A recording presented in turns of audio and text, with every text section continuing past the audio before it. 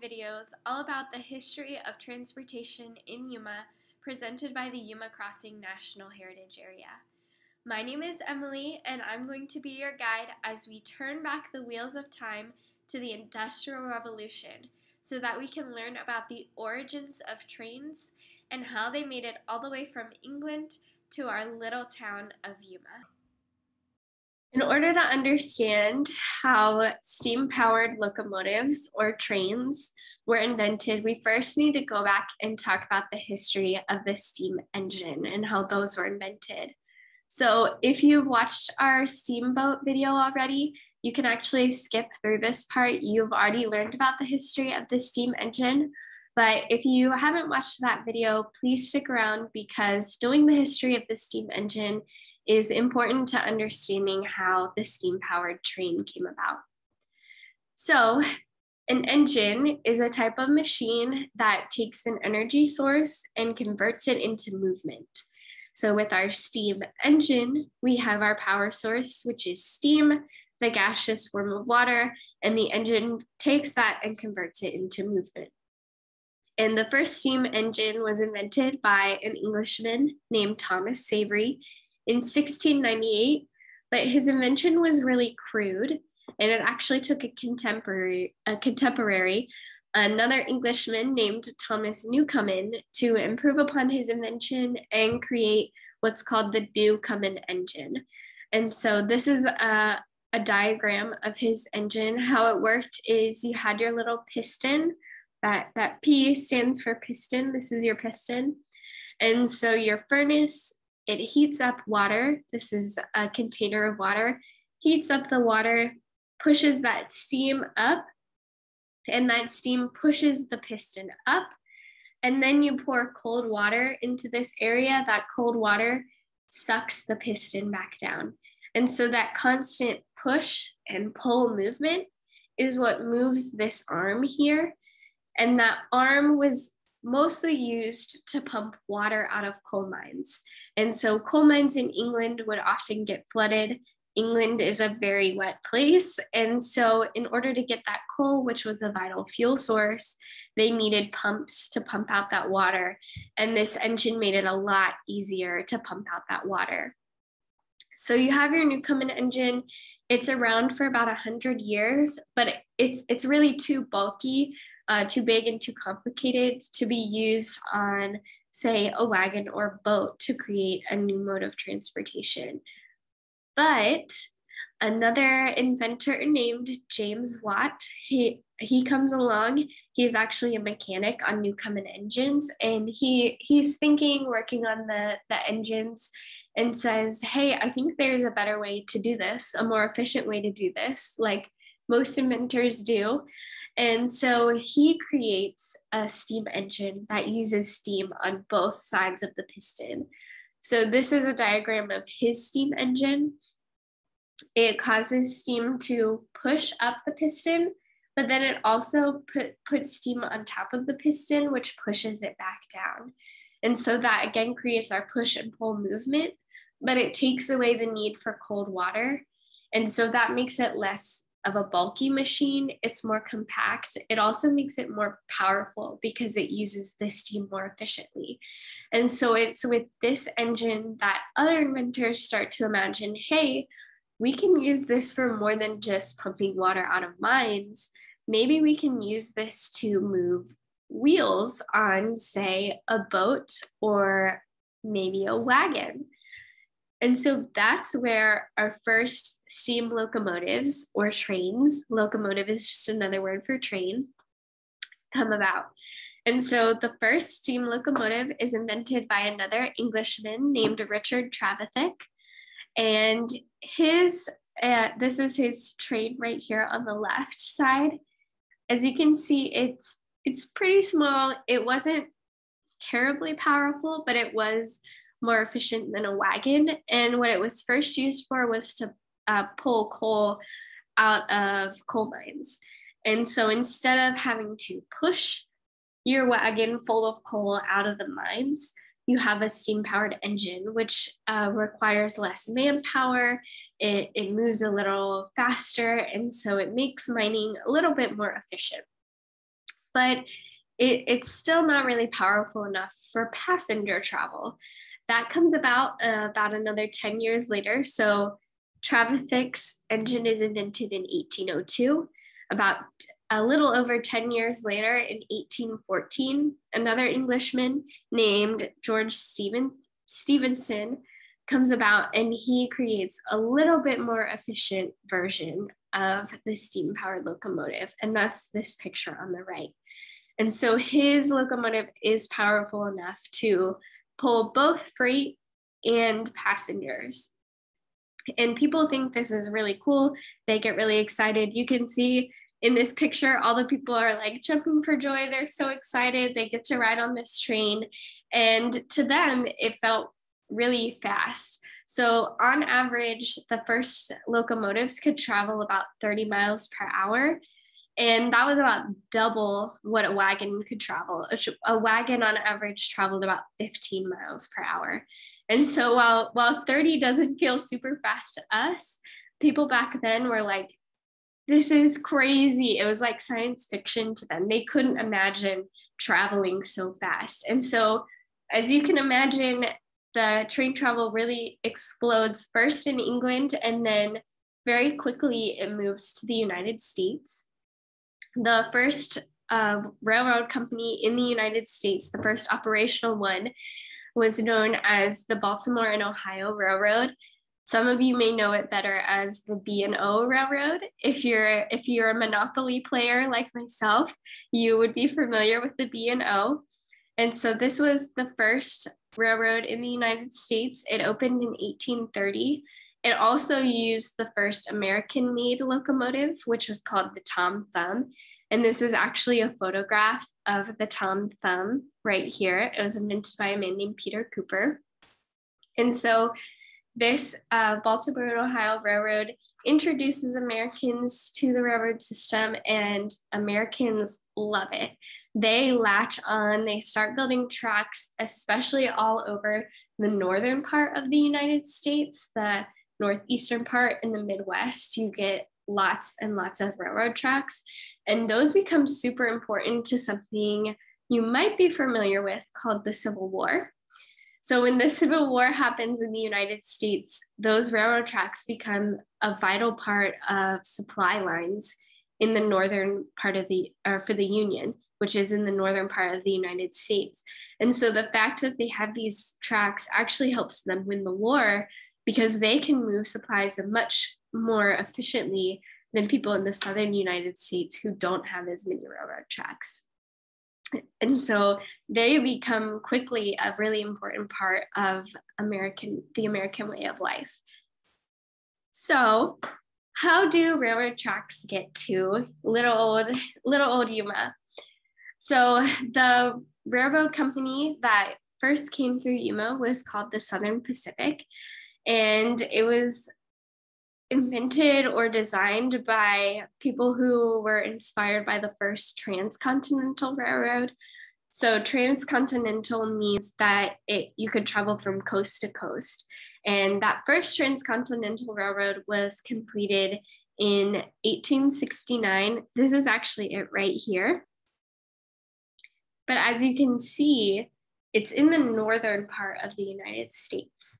And so while it was super beneficial to people who wanted to travel to, say, San Francisco, anybody in the people in the southern part of the United States were like, well, that's not really helpful for us. We still have to travel pretty far to get to that transcontinental railroad. And then you have to go up and then across. Wouldn't it be better if we could just go straight across? And so that's kind of where the idea for the Southern Pacific Railroad line comes about. It's a southern transcontinental route.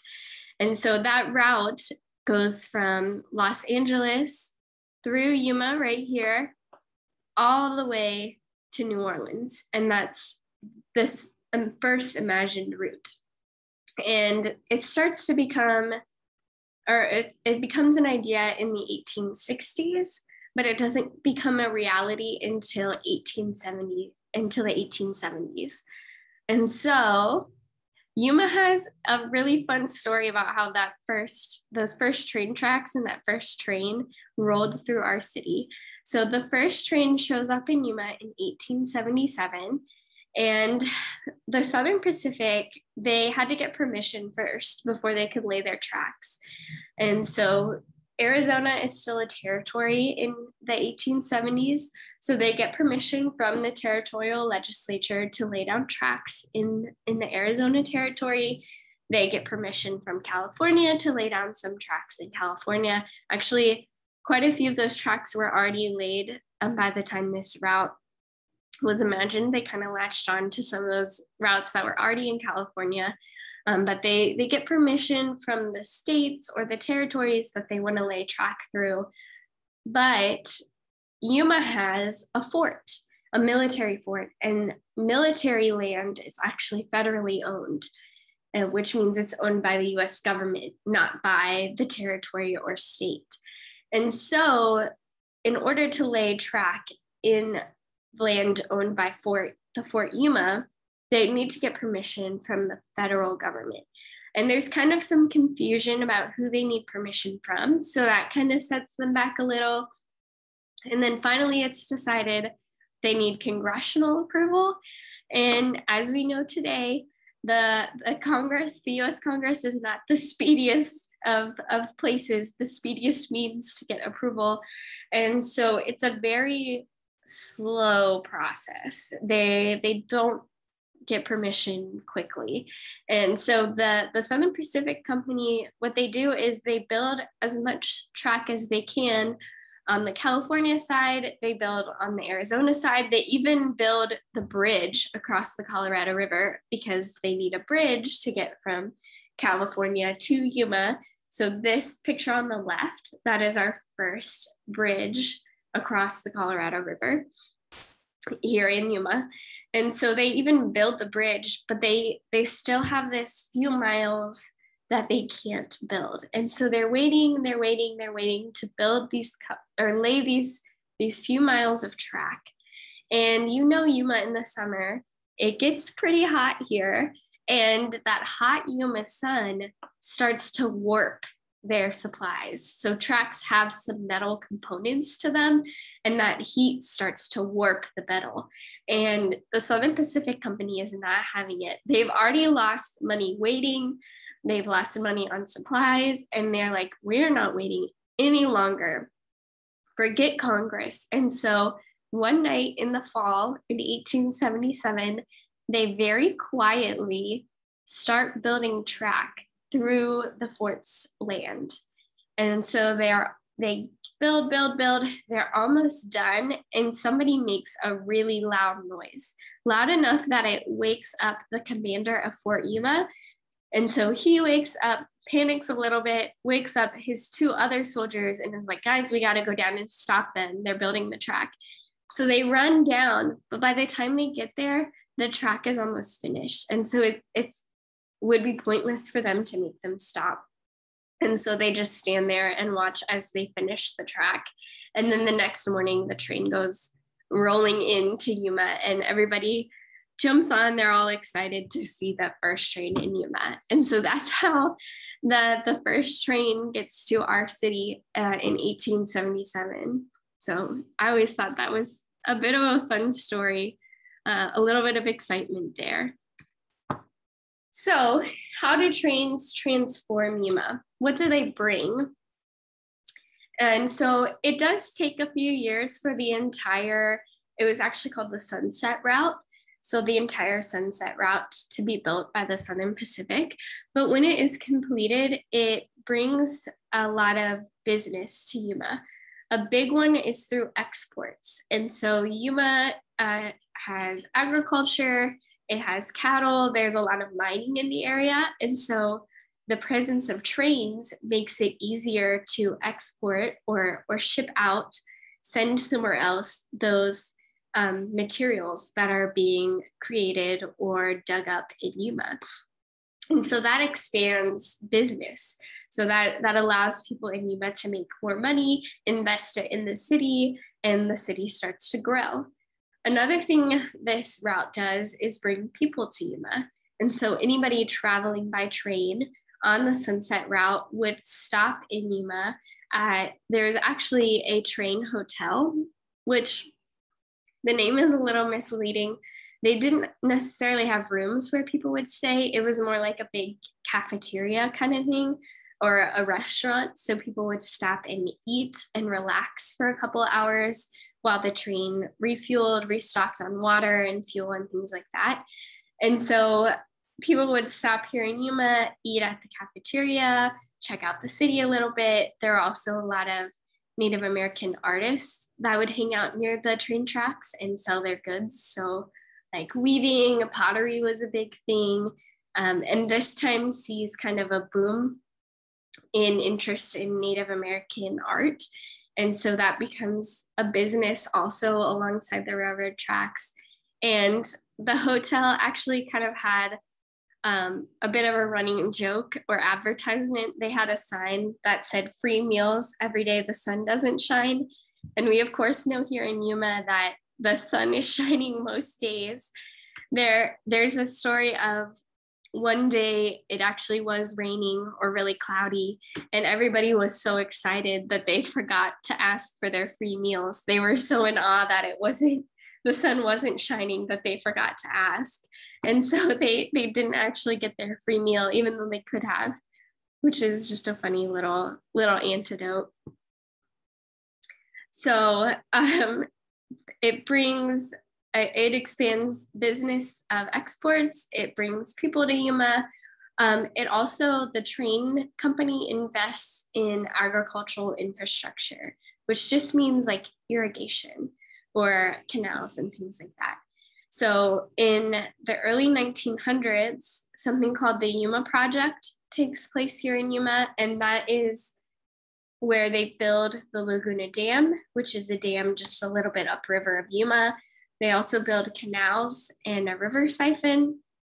And all of these things increase Yuma's ability to grow crops, because now you have irrigation and you can grow crops in places where it was kind of unpredictable. The Colorado River was unpredictable. Now you can control the water and control how much water your crops are receiving. And so it was a really good thing for the expansion of agriculture here in Yuma. And the train wanted to expand that business, get more shipments. And so they helped invest in this project. And you can see in this image on the right, people on the opening of the Laguna Dam, they're hanging out there. The train actually helped. They said for free they would bring people up to the dam. And so this is everybody celebrating the opening of the Laguna Dam here on the right. And you can see that the train had tracks that they used to ship supplies directly to the dam. And so they were a really important part of building that agricultural infrastructure that is vital to Yuma and our lettuce growing today.